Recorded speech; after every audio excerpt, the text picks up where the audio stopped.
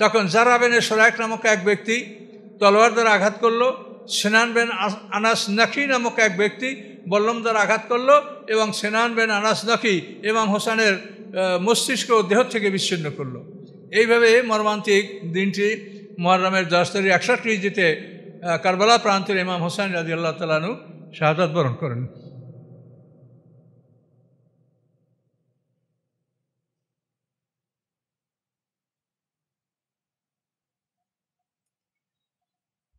এরপর এই দুর্বৃত্তরা তাঁবুর দিকে অগ্রসর ছিল, কিন্তু আমর ইবনে সাদ তাদেরকে বাধা দিলেন যে খবরদার, ওখানে নারী শিশুরা আছে, ওই তাঁবুতে তোমরা যাবে না। এরপর ইমাম হোসেনের মস্তিষ্ক বল্লমে গেছে, তারপরে ওবায়দুল্লাহ ইবনে জিয়াদের কাছে এরা নিয়ে গেল। ওবায়দুল্লাহ ইবনে জিয়াদ ইমাম হোসেনকে বহর মজলিসে অপমান করলো, তার মুখের উপরে চাকু টেনে দাঁতের উপরে চাকু টানলো এবং খটখট শব্দ করলো। এভাবে ওবায়দুল্লাহ ইবনে জিয়াদের এখান থেকে শিমারের নেতৃত্বে এদেরকে কুফায় পাঠানো হলো এজিদের দরবারে। এজিদ ভর মজলিস ইমাম হোসেনের মস্তিষ্কে তার মুখে ছুরি চালিয়ে তাকে অপমান করেছে, এবং সে দুঃখও করেছে, আমি হলে এটা করতাম না, তোমরা এতখানি করলে কেন, তাকে বন্দি করতে, এভাবেও সে বলেছে। তো শেষ পর্যন্ত এভাবে সেই বন্দিরা সেখানে ছিল। তারপরে ইমাম হোসেনের এই ঘটনা ঘটে গেল। তো ইমাম হোসেনের ছেলে ছিল জয়নাল আবদিন, তাকেও হত্যা করার চেষ্টা করছিল, কিন্তু তার এক ফুফু হযরত আলী রাদিয়াল্লাহু তাআলা আনহুর কন্যা জয়নাব, তার চিৎকারে সে রক্ষা পেয়েছে। সে ছিল অসুস্থ, এই জয়নাল আবদিনকে আল্লাহ রক্ষা করেছিলেন এভাবে। তো কারবালার এই মর্মান্তিক শাহাদাত ঘটনা এটা ঘটে গেল 10ই মুহররম 61 হিজরিতে। এই ঘটনা, মর্মান্তিক ঘটনা ঘটে গেল।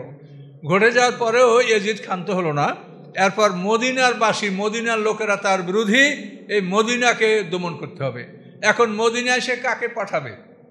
ওবায়দুল্লাহ ইবনে জিয়াদকে বলা হলো, সে বলছে যে এই যে পাপ আমি করেছি এরপর দ্বিতীয় পাপ বহন করার ক্ষমতা আমার নাই। এরপরে সে যাদেরকে বলল, কেউ রাজি হয় না। শেষ পর্যন্ত মুসলিম বিন উকবা, এই মুসলিম বিন উকবা এ রাজি হলো, এর নেতৃত্বে মদিনা আক্রমণ করার জন্য তারা রওনা হলো। চ্যানেলটি সাবস্ক্রাইব করে আমাদের সঙ্গেই থাকুন। আসসালামু আলাইকুম। 60 হিজরিতে প্রথম রজব মুআবিয়ার ইন্তেকালের পরে ইয়াজিদ ক্ষমতায় সমাসীন হয়। মুআবিয়া ইন্তেকালের সময় ইয়াজিদ ওখানে ছিল না, রাজদরবারে দারুল খেলাফা কুফায় ছিল, অনুপস্থিত ছিল। সে এসে বাবার কবর উপরে জানাজা নামাজ পড়েছে। এরপরে যে তার যে সমস্যাটা, সেটা হলো যে হেজাজের লোকেরা ইয়াজিদের বয়াত করে নাই। ওই যে 4 জন সম্মানিত লোক ছিল হেজাজে, আব্দুর রহমান ইবনে আবু বকর, আবদুল্লাহ ইবনে ওমর, তারপর ইমাম হোসাইন, আর হলো আবদুল্লাহ ইবনে জুবায়ের। এই 4 জন সম্মানিত সাহাবীকে কেন্দ্র করে সবাই বলেছে যে ওনারা বয়াত করলে আমরা বয়াত করব। তো মুআবিয়া তো তাদের সাথে যে একটা চক্রান্ত করে বয়াত নিয়েছিল, পরে তারা বলেছেন যেটা আমরা বয়াত করি নেই। তখন সবাই ওই বয়াত ভঙ্গ করেছিল। ইয়াজিদ ক্ষমতায় আসার পর এটাই তার দুশ্চিন্তা। তো তখন ইয়াজিদ মদিনার গভর্নর ছিল ওলীদ ইবনে উকবা।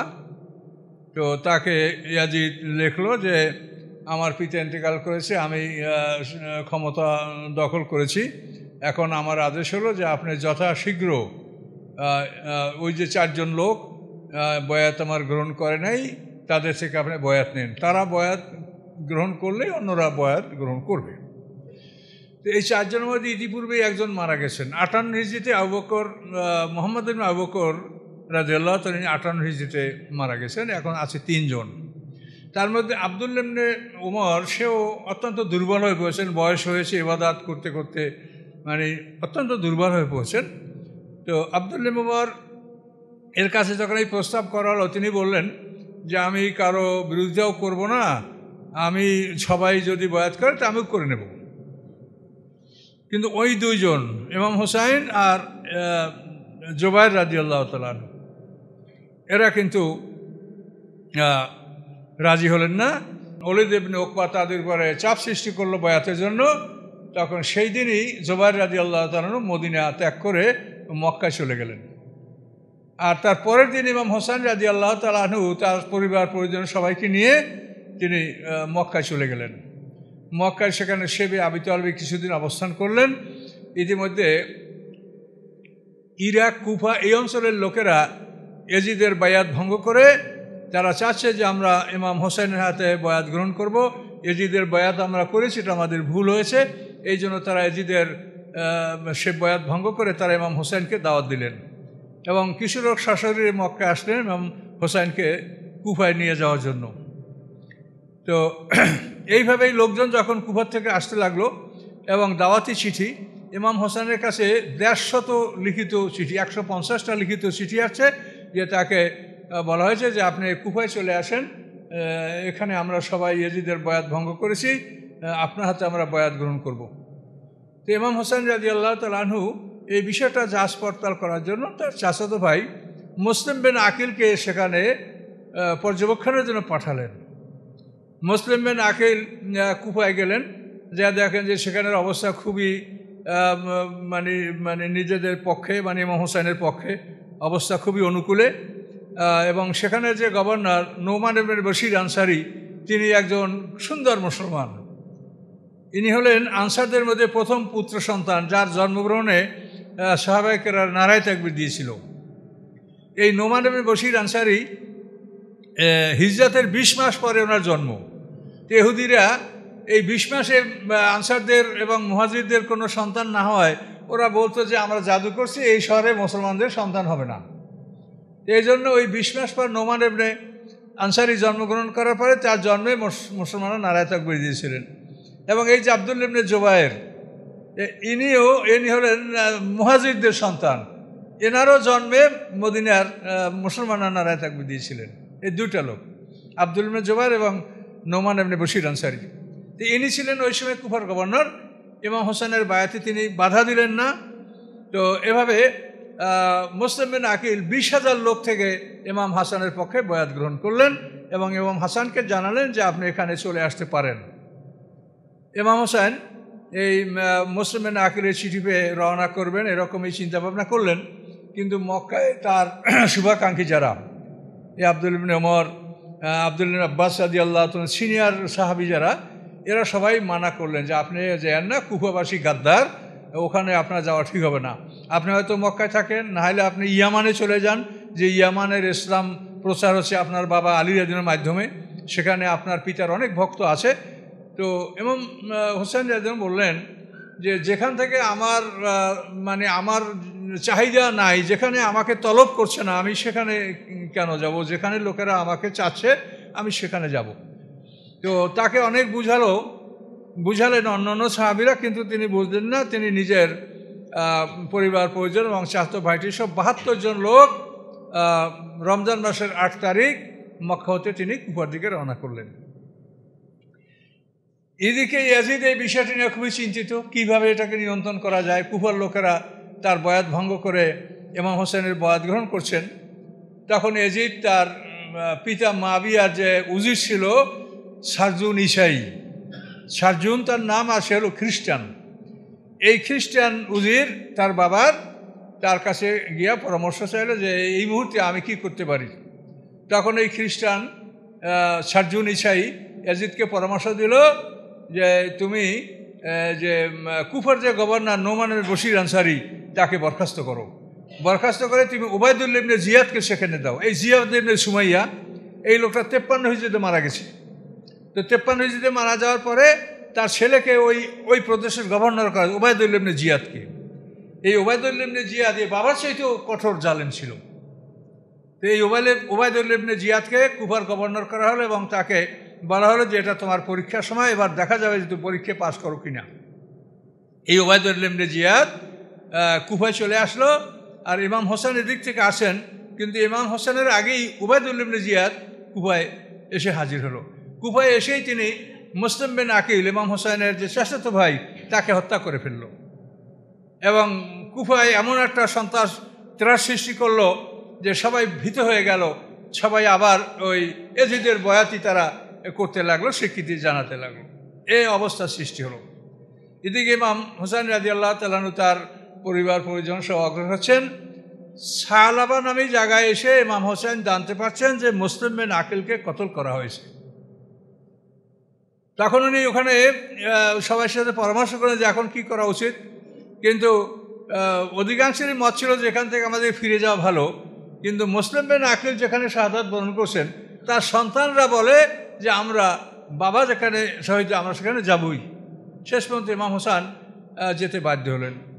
এরপরে আবদুল্লাহ ইবনে জাফর রাদিয়াল্লাহু তাআলা আনহু, জাফর ইবনে আবি তালিব আল্লাহর রাসূলের চাচাতো ভাই, তার ছিল আবদুল্লাহ ইবনে জাফর, সে ইমাম হোসেনকে মদিনায় ফিরিয়ে নেওয়ার জন্য আসলেন এবং বললেন যে মদিনার গভর্নর থেকে আমি আপনার জন্য নিরাপত্তানামা নিয়ে আসি, আপনি মদিনায় গেলে সমস্যা মেনে চলেন। কিন্তু ইমাম হোসেন রাজি হলেন না। তিনি বললেন যে আজকে আমি নানাজানকে স্বপ্ন দেখেছি, তিনি আমাকে যা করতে বলেছেন তাই আমি করে যাব এবং আমি এই স্বপ্ন কারো কাছে বলবো না মৃত্যু পর্যন্ত। এই বলে তিনি কুফার দিকে রওনা হলেন এবং মুহররম 61 হিজরিতে মুহররম মাসের 6 মুহররম ইমাম হোসেন মানে কারবালার কাছাকাছি উপনীত হলেন। জায়গাটা হল জিলজুসাম। এই জিলজুসামে উনি উপস্থিত হওয়ার পরে উবাইদুল্লাহ ইবনে জিয়াদের একজন সেনাপতি 2000 সৈন্য নিয়ে ইমাম হোসেনকে তল্লাশি করছিলেন কোন পথে তিনি আসেন। এই জিলজুসামে উবাইদুল্লাহ ইবনে জিয়াদের সেনাপতি, তার নাম হলো হোর তমিমি। এই হোরের সাথে ইমাম হোসেনের সাক্ষাৎ হলো। ইমাম হোসেন তাকে বললেন যে তোমরা আমাকে আহ্বান করেছো, তোমাদের দাওয়াতে আমি এসেছি, তোমাদের যদি ভালো না লাগে তো আমাকে ফেরত যেতে দাও। তখন হোর তমিমি বলল যে আমরা আপনাকে উবাইদুল্লাহ ইবনে জিয়াদের কাছে পৌঁছাবো, এছাড়া অন্য কোনো আদেশ আমাদের প্রতি নাই, কোনো কথাই আমরা শুনতে পারবো না। তো এইভাবে ইমাম হোসেন রাদিয়াল্লাহু তাআলা আনহু হোর তমিমির হাতে বন্দী হলেন বলতে গেলে।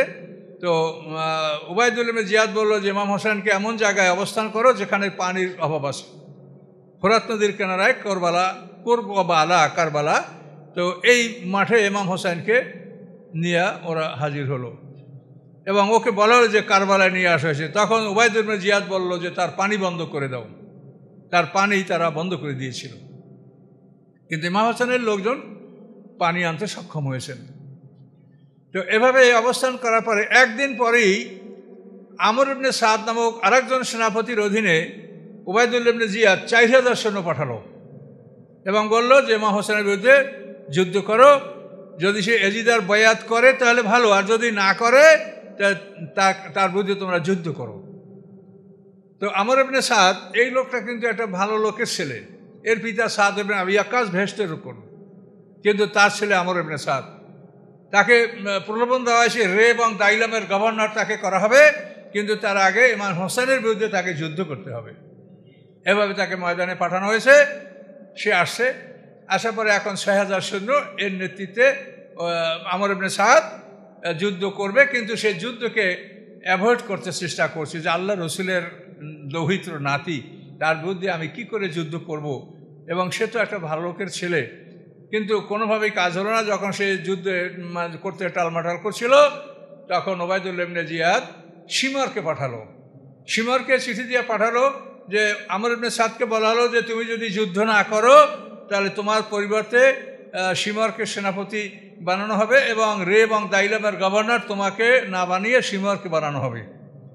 শেষ পর্যন্ত আমর ইবনে সাদ যুদ্ধের জন্য প্রস্তুত হলো এবং হোসেন রাজাকে বললেন যে আপনার বিরুদ্ধে যুদ্ধ করার আদেশ, সেটা আমরা করতে বাধ্য। তখন ইমাম হোসেন একদিন সময় চাইলেন। একদিন সময় পার হয়ে যাওয়ার পর 10ই মুহররম 61 হিজরি উপস্থিত হলো। মুহররমের সকালবেলা 2 দল মাঠে একত্রিত হলো। ওরা হলো 6000 সৈন্য, আর ইমাম হোসেন তিনি 72 জন পরিবার পরিজনের লোক নিয়ে তিনি মাঠে যুদ্ধের জন্য তারা প্রস্তুত হতে বাধ্য হলেন। তো ইমাম হোসেন রাদিয়াল্লাহু তাআলা আনহু তখন মাঠে একটা বক্তৃতা দিলেন। তিনি বললেন যে তোমরা ভেবে দেখো যে তোমরা আমাকে হত্যা করবে কেন? আমি রসুল পাক সাল্লাল্লাহু আলাইহি ওয়াসাল্লামের নাতি, আমি ছাড়া রসুলের আর কোনো নাতি পৃথিবীতে নাই। কাজেই তোমরা আমাকে যদি হত্যা করো তাহলে তোমাদের পরিণামটা কী হবে সেটা তোমরা বুঝেই নিতে পারো। আমি তোমাদের কারো কিছু ক্ষতি করি নেই, তোমরা আমাকে ডাকছো তাই আমি আসছি, তোমরা ভালো না মনে করলে আমাকে যেতে দাও। কিন্তু ওদের মধ্যে থেকে কিছু লোকে বলে উঠলো যে আপনি উবাইদুল্লাহ ইবনে জিয়াদের কথা শোনেন না কেন? তখন ইমাম হোসেন বললেন যে আমি এই জলিলদের মতো এরকম আমি অপদস্থ হব না, এবং এই জলিল ও খার যারা অন্যায়কারী তাদের হাতে আমি কখনোই বায়াত গ্রহণ করব না। এরপরে দেখা গেল যে প্রথম সেনাপতি হোর তমিমি যে 2000 সৈন্য নিয়ে ইমাম হোসেনকে অবরুদ্ধ করেছিলেন, সে অগ্রসর হয়ে ইমাম হোসেনের একেবারে সামনাসামনি চলে আসলেন ঘোড়াসহ। এসে বলেন যে আপনাকে আমি প্রথমে অবরুদ্ধ করেছিলাম, তো আমি এখন চাচ্ছি যে আমি আপনার বাহিনীতে যোগ দিয়ে আপনার সাথে আমি লড়াই করব, আমি শাহাদাত বরণ করব, তা আল্লাহ কি আমাকে মাফ করবে? ইমাম হোসেন বললেন যে এটা সম্ভব না, তুমি যদি তওবা করো ফিরে আসো আল্লাহ মাফ করতে পারে। এরপরে এই হোর তমিমি ইমাম হোসেনের বাহিনীতে যোগদান করে যুদ্ধ করে করে সে শাহাদাত বরণ করছে। এরপরে স্বাভাবিক যুদ্ধ শুরু হলো। এখন বুঝতেই পারছেন যে 6000 সৈন্য, তার সামনে 72 জন লোক কত সময় লড়াই করতে পারে। আর এরা তো যুদ্ধের জন্য প্রস্তুতি নিয়ে আসে নাই, এরা তো আসে তাদের আহ্বানে। শেষ পর্যন্ত যুদ্ধ করতে দ্বীপ্রহরের কাছাকাছি চলে আসতে পরে ইমাম হোসেনের একেবারে নিকটতম কয়েকজন লোকজন মাঠে আছে, এছাড়া আর কেউ নাই। ইমাম হোসেনের ক্ষেত্রে কাসেম, তারপরে অন্যান্য আরা মোহাম্মদ এমনে মানে আবু বকর এমনে হাসান রাদিনের ছেলে, মুসলিম বিন আকিলের 2 ছেলে, এরকম তারা কয়েক ভাই আছে। শেষ পর্যন্ত তারা চূড়ান্তভাবে তাদের বিরুদ্ধে লড়াই করলো, করতে করতে সবাই শহীদ হয়ে গেলেন। এখন শুধু ইমাম হোসেনই একা বেঁচে আছেন, আর নাই কেউ। ওই ভাইরা সবাই ভাইকে রক্ষা করার জন্য যুদ্ধ করে করে তারা আগেই সবাই শাহাদাত বরণ করেছেন। এভাবে ইমাম হোসেন রাদিয়াল্লাহু তাআলা আনহু যখন পানি পান করার ইচ্ছা একটা পানির পাত্র মুখের কাছে নিয়েছিলেন, তখন হোসেন বিন নমির নামক এক ব্যক্তি সে ইমাম হোসেনকে লক্ষ্য করে তীর নিক্ষেপ করে, সেই তীর তার গলায় বিদ্ধ হয়ে পিছনে পার হয়ে যায়। তখন তিনি পানি পান করার চেষ্টা করছিলেন, তখন সীমার চিৎকার করে বলে যে এখনও তোমরা কেন আক্রমণ করো না? তখন জারা বিন সুরাইক নামক এক ব্যক্তি তলোয়ার দ্বারা আঘাত করলো, সিনান বিন আনাস নাকি নামক এক ব্যক্তি বল্লম দ্বারা আঘাত করলো, এবং সিনান বিন আনাস নাকি ইমাম হোসেনের মস্তিষ্ক দেহ থেকে বিচ্ছিন্ন করলো। এইভাবে মর্মান্তিক দিনটি মুহররমের 10 তারিখ 61 হিজরিতে কারবালা প্রান্তের ইমাম হোসেন রাদিয়াল্লাহু তাআলা আনহু শাহাদাত বরণ করেন।